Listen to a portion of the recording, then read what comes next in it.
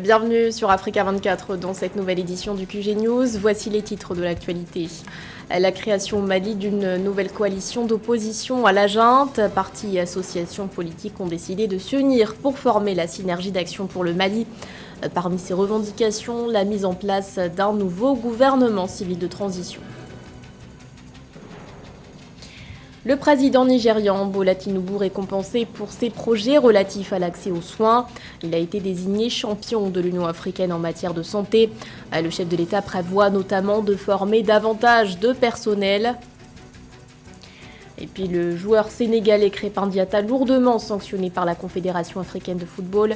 Il a notamment écopé de 4 matchs de suspension, dont 2 avec sursis. Une sanction imposée pour ses propos tenus après la rencontre Côte d'Ivoire-Sénégal lors des 8e de finale de la CAN.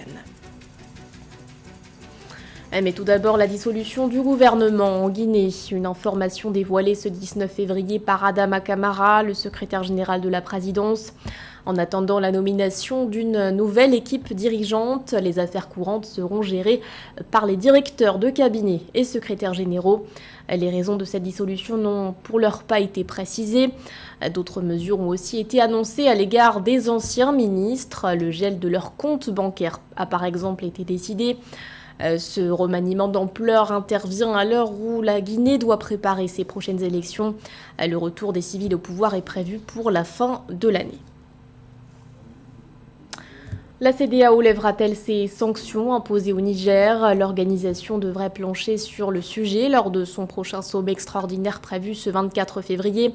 Dans un contexte de tension avec les pays de l'Alliance des États du Sahel, plusieurs dirigeants y sont favorables, notamment le président togolais Faure Gnassingbé, choisi comme médiateur pour faciliter le dialogue avec les autorités nigériennes.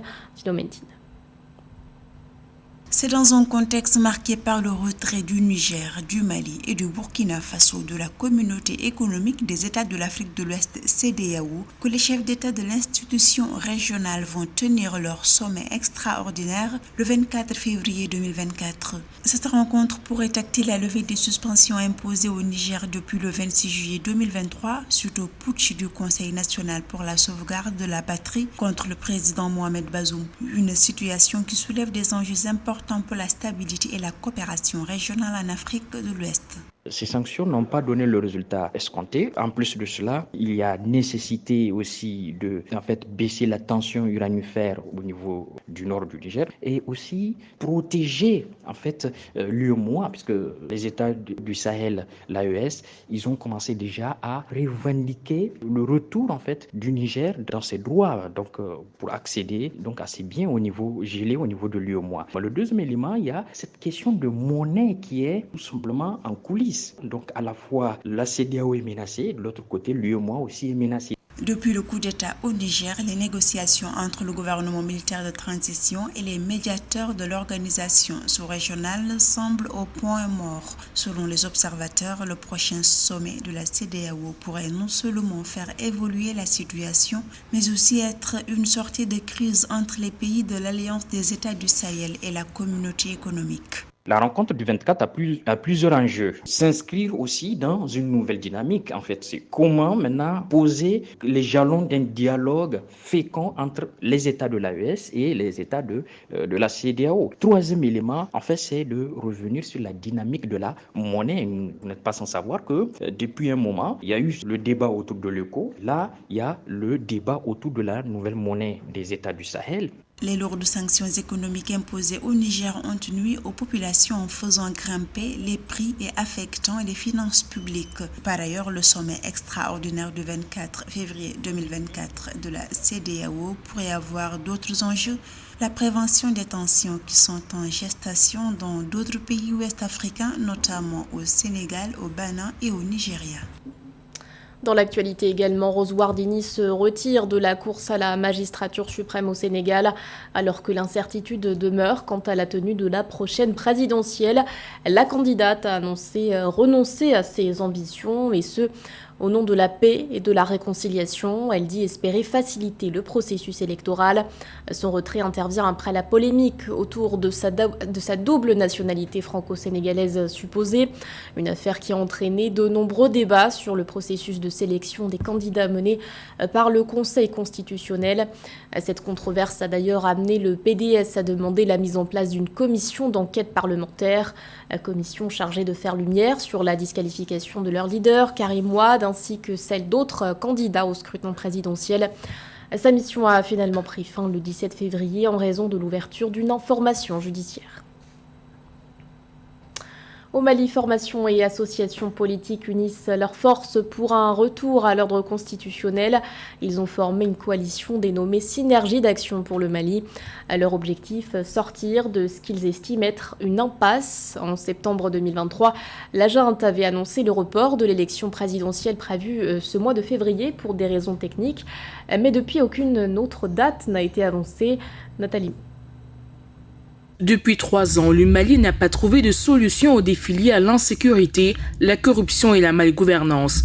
Le constat dressé par la nouvelle plateforme de l'opposition Synergie d'action pour le Mali appelle à la mise en place d'un gouvernement de transition civile dans le pays. Créé le 17 février 2024 à Bamako, ce mouvement d'opposition composé d'organisations de la société civile et de 30 partis politiques proches de l'imam Dicko s'est fixé pour objectif une sortie de l'impasse politique. La société civile dans n'importe quel pays du monde, donc au Mali, nécessairement, a aussi beaucoup à apporter dans la vie d'une nation.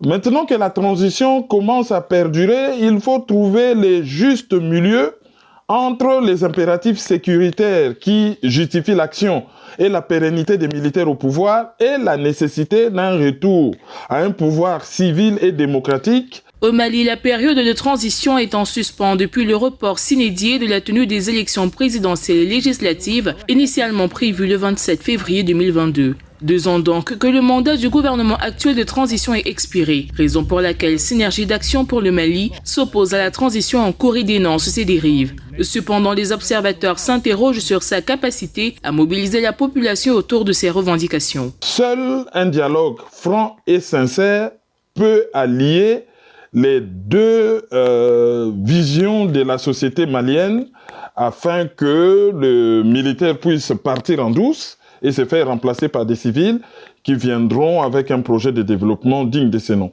Le gouvernement du Mali n'a pas officiellement commenté la création de la plateforme Synergie d'action pour le Mali, proche de l'imam Dicko. Ses membres, eux, ont l'ambition d'apporter des solutions non violentes pour un retour à l'ordre constitutionnel dans le pays. La première action qu'ils envisagent est de faire constater officiellement la fin de la période de transition militaire au Mali d'ici le 25 février 2024. Il a été désigné champion de l'Union africaine en matière de santé. Le président nigérian Bola Tinubu a été distingué pour ses initiatives relatives à l'amélioration de l'accès aux soins.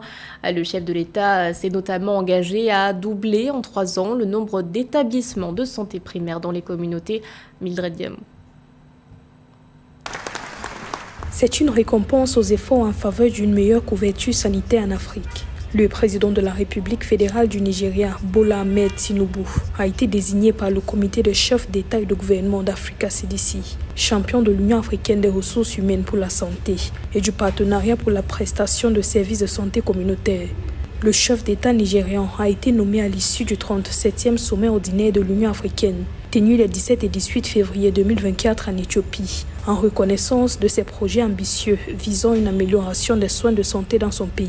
Notre continent est toujours aux prises avec de nombreux problèmes de santé qui nécessitent une attention urgente. L'accès aux services de santé essentiels reste limité, en particulier dans de nombreuses zones rurales, en raison de facteurs tels que des infrastructures inadéquates, des obstacles financiers et, plus grave encore, une pénurie de main-d'œuvre qualifiée. Relever ces défis nécessite une approche multidimensionnelle impliquant des investissements massifs dans les infrastructures de santé, la formation, le recyclage, la rétention de la main-d'œuvre qualifiée, l'amélioration de l'accès aux médicaments essentiels et la promotion de mesures de santé préventive. La désignation du président Tinubu témoigne notamment de son engagement à former 120 000 agents de santé de première ligne dans son pays en 16 mois et a doublé le nombre d'établissements de santé primaires dans les communautés, passant de 8 800 à plus de 17 000 au cours des 3 prochaines années. De plus, sa vision de renforcer le personnel de santé et de créer une force de jeunes bénévoles rémunérés pour surveiller les centres de santé primaires montre une compréhension des défis du secteur selon les experts. La pandémie du coronavirus est venue nous démontrer qu'il y a nécessité de s'occuper nous-mêmes de nos propres citoyens parce qu'on ne peut pas en permanence attendre que les autres viennent faire le travail à notre place. Pour les experts, la nomination de Bola Tinubu en tant que champion de l'Union africaine pour la santé témoigne de l'influence croissante du Nigeria dans la politique sanitaire mondiale. Le chef d'État nigérian a appelé à une coopération accrue en tirant parti de l'expertise collective et du secteur privé en vue de relever les défis du secteur de la santé en Afrique. Les perspectives économiques sont encourageantes pour l'Afrique. Cette année, la croissance du PIB réel du continent devrait s'établir en moyenne à 3,8%, d'après un rapport de la Banque africaine de développement. Une croissance qui sera d'autant plus forte en 2025. Elle est estimée à 4,2%, cher Omar Kamara. Selon le récent rapport de la Banque africaine de développement BAD intitulé Performance et perspectives économiques de l'Afrique dévoilé vendredi 16 février 2024 en Éthiopie, l'Afrique est en passe de devenir un acteur majeur de la croissance économique mondiale. En effet, en 2024, 11 pays africains figurent parmi les 20 nations affichant la croissance économique la plus dynamique au monde. La croissance du produit intérieur brut, PIB réel du continent africain, devrait connaître une progression significative avec une moyenne prévue à 3,8% en 2024 et à 4,2% en 2025. Ces chiffres prometteurs soulignent l'élan économique croissant et la résilience des économies africaines malgré les défis mondiaux. Ces perspectives économiques positives peuvent être comprises à travers, d'une part, la mainmise désormais de beaucoup de ces pays à l'image de l'AES, des pays de l'AES, sur les ressources naturelles, ce qui leur donne de nouvelles ressources très importantes. Selon la BAD, l'amélioration des chiffres de la croissance pour 2024 est le reflet des efforts concertés des décideurs politiques du continent pour mener des stratégies de diversification économique axées sur l'augmentation des investissements dans les secteurs clés de la croissance, ainsi que sur la mise en œuvre de politiques nationales visant à consolider les situations budgétaires, à inverser l'augmentation du coût de la vie et à stimuler la consommation privée. Et la deuxième chose, c'est un peu un changement de paradigme dans la perception de la stratégie économique en investissant désormais dans les secteurs productifs pour changer le modèle d'importation.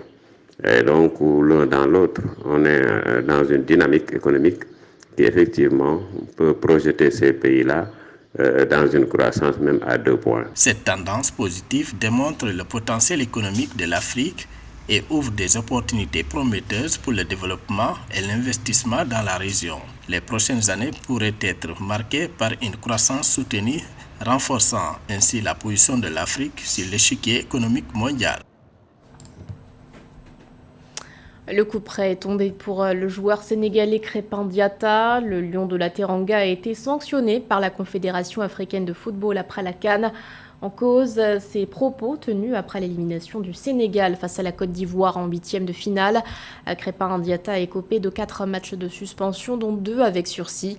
Il devra aussi payer une amende de $10 000. Joël Malou. Si là tu vas aller regarder la VAR pour donner un penalty, un gars qui prend le ballon 40 mètres et fait un chevauché, il rentre dans la surface, il est devant. Et tu veux pas aller regarder la VAR. Je suis désolé, mais là c'est abusé. Je suis vraiment désolé, mais là ils ont tué notre compétition. L'international sénégalais Crépin Diatta, sanctionné par la CAF. Le milieu de terrain écope d'une suspension de 4 matchs et une amende de $10 000. Selon le conseil de discipline de la CAF, Diatta est accusé d'avoir discrédité l'organisation africaine à travers des propos diffamatoires tenus en zone mixte lors de la CAN 2023 après l'échec du Sénégal face à la Côte d'Ivoire en 8e de finale. Au même titre que Crépin Diatta, la Fédération sénégalaise de football est condamnée à une amende de $5 000 pour mauvaise conduite de son équipe. Le joueur Crépin Diatta a été mis en examen pour avoir discrédité la CAF suite à des propos tenus à l'issue du match entre le Sénégal et la Côte d'Ivoire disputé le 29 janvier 2024. Le conseil de discipline a déclaré coupable le joueur Crépin Diatta. Diatta a été suspendu pour 4 matchs dont 2 pour une durée d'1 an. Il a également été condamné à une amende de $10,000 américains. D'autres décisions ont été prises pour sanctionner plusieurs fédérations et leur équipe nationale. Le capitaine des Aigles du Mali, Amari Traoré, est déclaré coupable de comportement antisportif à l'égard de l'arbitre du match des quarts de finale contre la Côte d'Ivoire. Traoré a été suspendu pour 4 matchs, dont 2 pour une durée d'1 an, et la fédération malienne, mise en examen pour faute suite au comportement antisportif de ses joueurs, écope d'une amende de $10,000. C'était le journal de la rédaction. Merci de l'avoir suivi. L'actualité continue sur Africa 24.